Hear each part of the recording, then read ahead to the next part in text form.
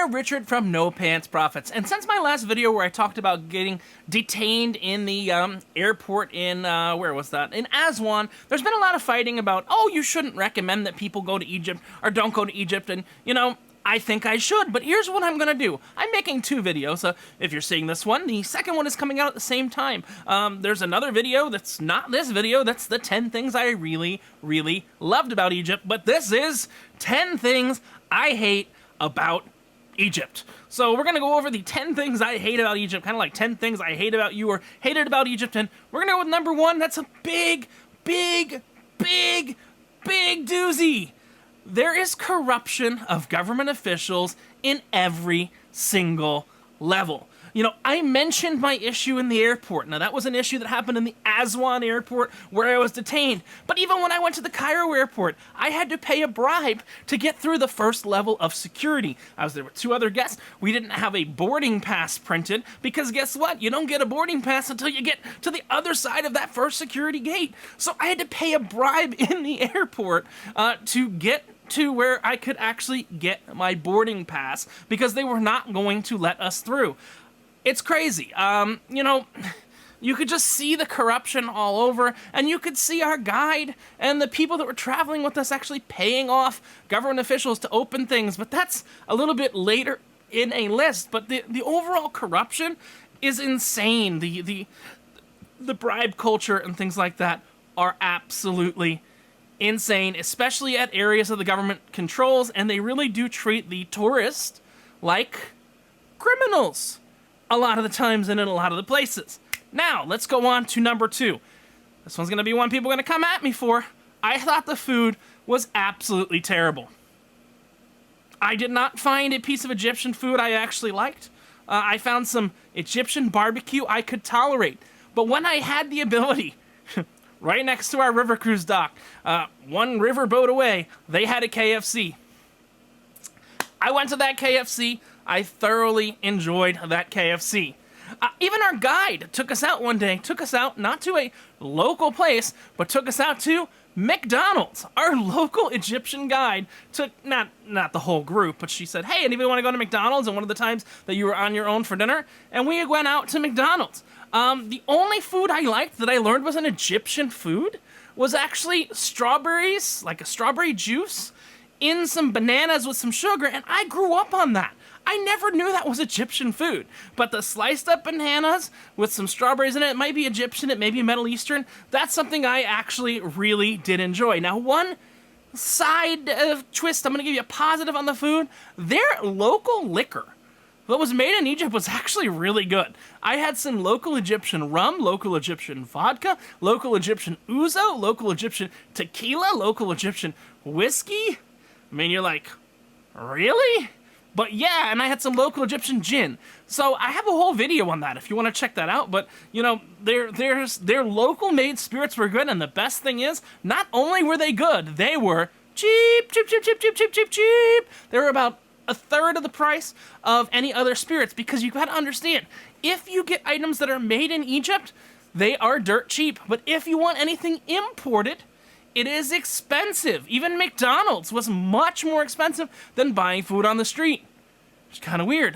You know, KFC was like $15 for surf and turf and a little sandwich, you know. So it's expensive comparatively. It's still less than those things would be in the US, but comparatively, it is very, very expensive, and I was not blown away by the food. Sorry. Don't find Egyptian food very good, and I will tell you, as soon as I got back to the UK, got back to Heathrow, I kissed the ground, I said, thank you, I'm in a first world country again, where they don't detain people for remote controls. I don't know where my remote control is, but you know, I'm in a first world country where they don't retain people for remote controls, and I went and I got some pork, because I needed some meat with flavor, so I got a pork sandwich in the Heathrow airport on my connecting flight. Number 3 of the worst things about Egypt. The street vendors, the haggling, the fact that you had to bargain, you had to bring down the price on everything. They started at insane numbers. They would not leave you alone. We went to different places on the actual tour. That was like a place that had papyrus that you could get done. A place that had different perfumes and things like that. A place that made things with rocks. I'm trying to remember the name of the stuff, but it was a rock cutting facility that was making different sculptures and things with rocks. The sales pressure is just so high. I said in the other video that the US dollar is the main currency, but they're going to quote you everything in Egyptian pounds, because if you want to pay with a credit card, you have to run it through the bank in Egyptian pounds, because guess what? That's all that keeps that money alive. Sorry to tell you the truth, but that's all that's really keeping the money alive. Every time you walk out of a tourist attraction, you are hit. If you've ever gone on a Caribbean cruise, you know when you get off the cruise and you got everybody going, you want taxi to the beach? You want taxi to the beach? Imagine that times 100 with people trying to sell you little trinkets, little things like that, little junk they're trying to sell you, but times that by 100. The street vendors are insane. They are insane. It is crazy. I mean, it's crazy. Is the only way I have to say it. And you even had kids that were doing the street vending, and it's really kind of insane. The other thing, let's go to number 4. We will revisit the street vendors a little bit. Trying to visit in a week. Now, a lot of tours will do a week, maybe a week and a half. If you want to go visit in a week, and you're in the warmer time of the year, you have to get up at the ass crack of dawn. There are some days, the second day of this trip, we were up at 2, we'll call it the third day for them, but really the second day. We were up at 2 a.m. to catch a flight. Every single other day, we had to get moving by 5 or 6 in the morning to beat the sun, because it got really hot when we were in the south, when we were in Luxor and in some of the other places down there, and Aswan. It was really super duper hot, and I got maybe 4 or 5 hours of sleep a night. Now, maybe 1 hour of that was due to me editing videos and doing different things like that and getting this information out to you. But, I mean, I just got home 3 days ago, and I've slept a ridiculous amount of hours in the last 3 days. So, trying to visit in a week, you need a little bit longer there, and that's the bad. We did get to see everything. The only thing we didn't see on our tour was Alexandria, which I was told that the Alexandria and the libraries of Alexandria are rebuilt, and it's all digital now, and there's nothing really to see there. So, we kind of saw all that there. Now let's go to number 5. Bribes are needed for access almost everywhere. I swear, when we saw the Sphinx, we went to a completely open and empty area to see the Sphinx. Now, how do we go to that completely open and empty area? Well, because there was a bribe given. There was a bribe given by our tour guide to someone, and they let down a rope because the Sphinx was insane, because it was the week after Ramadan, I think it is, one of those holidays like that. I'm not a religious person. So they were all celebrating and things like that week after Ramadan. So all the locals were crowding the normal spaces to see the Sphinx. So there was an area above the Sphinx that they just opened up a chain to and let down. And yes, that's part of the good, but it's also part of the bad, because you needed bribes everywhere. I saw money exchange hands so many times in places that you would not see it exchange hands in developed nations. I mean, even when we got back to the hotel, many times there's a security gate that's got a metal detector and a bag machine, a bag scanner and everything. I saw money go into the security man's hand to look the other way, so we all walked right in without them scanning or doing anything. The number of times I saw money exchange hands, we were up at the unfinished obelisk. The left-in-place obelisk, whatever they call that, and there was a vendor that was going to bother our group of like 20 people. Literally, it wasn't even a vendor, it was like a beggar. Our guide put some money in his hand, because she was right in the front, and he didn't bother anybody else. It's pure insanity, the bribes needed to make things go away, to get to different entrances, to other things like that. You'll see money, and that's part of the corruption. That kind of goes back to number 1. But now I want to talk about, a lot of people go, is Egypt safe?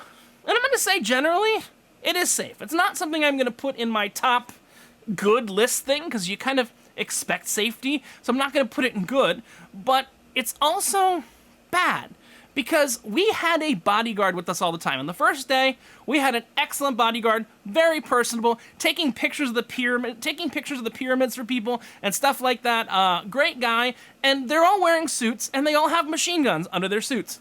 The guy actually showed me his machine gun on the first day.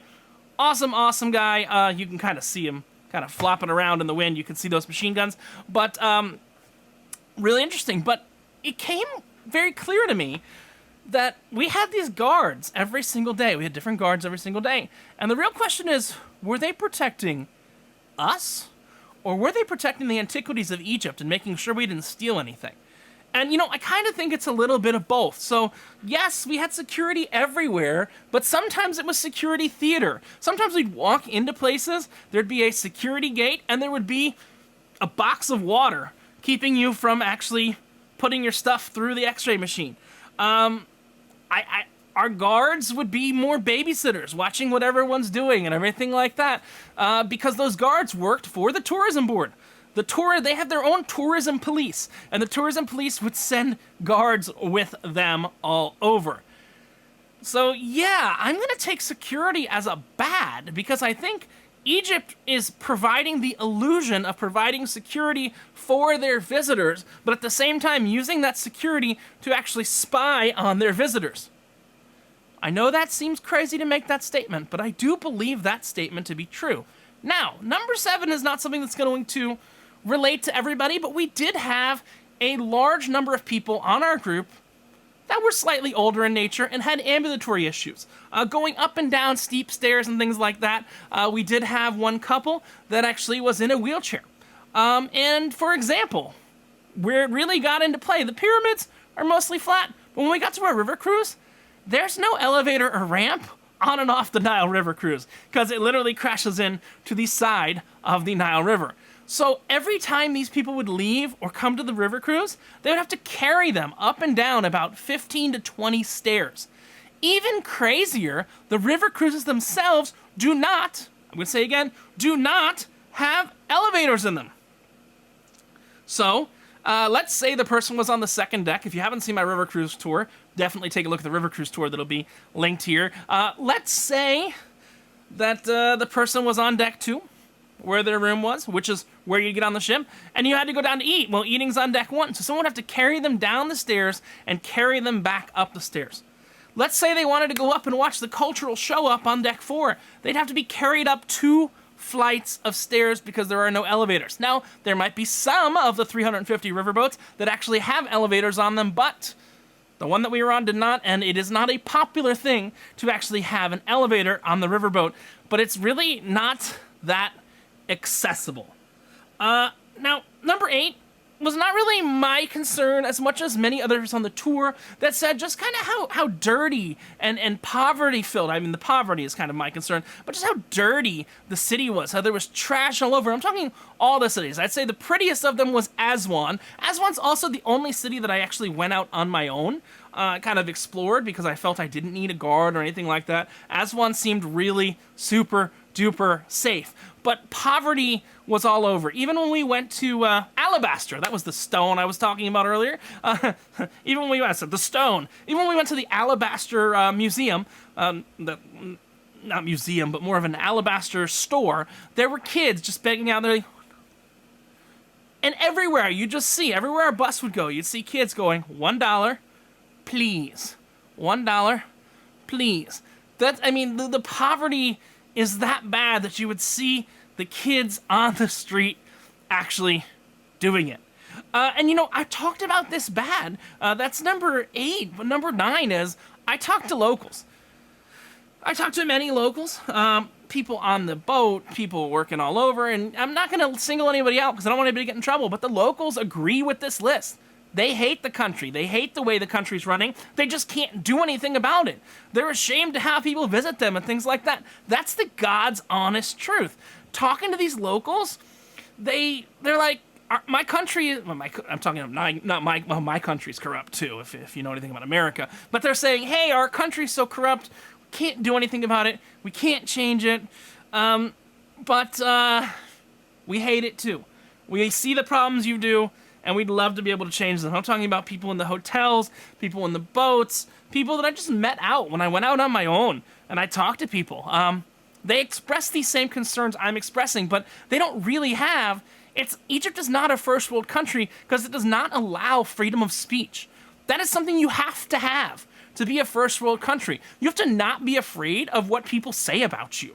So I think that's a very important factor and a very important delimiter to it being a first world country, is that even your locals hate it, but they can't say anything, because guess what? Even though they say they have freedom of speech, they don't. And then the last one we're going to go with is actually, even the locals that did speak English, a lot of them had the inability to comprehend and communicate effectively. And I'm talking about even some in the tourism spectrum. So, working on that, I understand that the illness, we're not going to say the word of the illness because YouTube doesn't like me saying the word of the illness, nor does Facebook. I understand the illness happened and you've got new staff, but you've got people that are just kind of going through the motions and not really, it's not everyone, they're just going through the motions and really don't have the ability to communicate. I'm not talking about English. I'm trying to actually connect with people and make that bond with people. And at first, I had that problem with our guide. And then I got to know her real well. She had some things that I was like, what the hell are we doing this for? And then, it took a while for me to go, oh, she's doing this because she's tried to communicate with Americans so many times, and they are dumber than a sack of rocks. So that's why she has to do all these dumb things to communicate with them. It makes sense to me because I guess I understand what's going on. So I'm looking at these actions she's doing, these tasks she's taking, and even everyone else is doing these actions and these tasks, and it's because people don't friggin' listen. So I don't know if as much I can blame that on communicating, but the inability for them to communicate is something really big as well. That is my list of the 10 bad things. Again, corruption from the government officials, from the airport, from the military, from stopping the bus multiple times, having us wait. We had to, just as of note, we had to wait over an hour and a half for the bus to leave the airport because we needed an escort to the gate of the airport. So we sat on the bus for an hour and a half waiting for an escort to get out of the airport. A 1 hour flight, 1 hour and 20-minute flight from Aswan to Cairo took us 6.5 hours purely due to corruption. Number 2, terrible food. I mean, fat guy went on a vacation for 9 days. I came back, I lost 11 pounds. Some of you are gonna go, hey, that's good, fat guy lost some weight. But, it's, you're supposed to try some different foods, and I went to McDonald's and KFC, and those were good to me. And I tried the different foods. I had some in the barbecue, it had bones in it and stuff like that. It just wasn't that great. Number 3, street vendors. Insane. Pure insanity, the vendors on the street. Number 4, you just can't do it in a week now. That's how most tours are sold. They're sold as 7-day tours, which are sold as 9-day tours, which have 1 day in the pyramids and stuff like that. Then they have the river cruise and they go back. It's nearly impossible to do it in a week. Number 5, bribes are needed for access to places. Yes. Security everywhere, which is just security theater. And I think they're watching you, not for your security, but for their security, the antiquity security, more than anything else. Number 7, not accessible. If you don't have any ambulatory problems, even the buses, like I said, we had some various transportation things on my positive video. We kind of never had the same transit twice, which was kind of cool. But the buses, the camels, the horse carriages, all of that were really hard to get onto. Even it was amazing, the boats. The boats we were on, that someone had a wheelchair, they would put the wheelchair on the top of the boat. It was kind of crazy. Dirty and poverty. There was just so much poverty all over. So much begging. It was filthy. They cleaned up a lot of the tourist sites. But guess what? When you transited between those sites, you would see the real Egypt. And it was not something you'll see on a postcard. Number 9, even the locals hate it. Even the locals feel the same way I'm telling you on this list. Some of this list came from locals.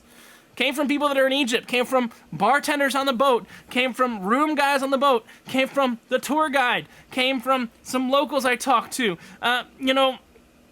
Yes, and like I said, those locals that hate it were able to communicate, but I think another thing is, The Egyptians that are working in the hospitality industry now, a large percentage of them, number 10, do not have the ability to communicate effectively in English. Yes, it's okay to speak English, but to be able to communicate effectively and get actions done is something that's a difficult thing, and they're facing that all over the world because guess what?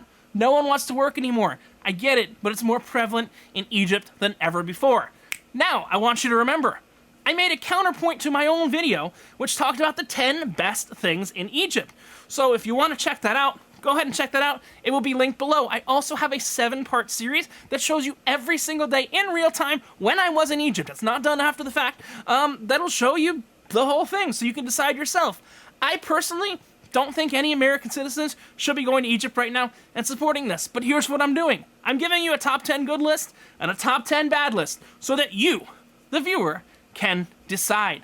This is Richard from No Pants Profits giving you 10 things I hate about Egypt and reminding you that when you wear no shirt, like me, there's only one thing you got left to lose. I think y'all know what that is. It is your pants. Have a great one, and I'm glad you enjoyed 10 things I hate about Egypt. Go ahead and check out the 10 top things about Egypt as well. Bye!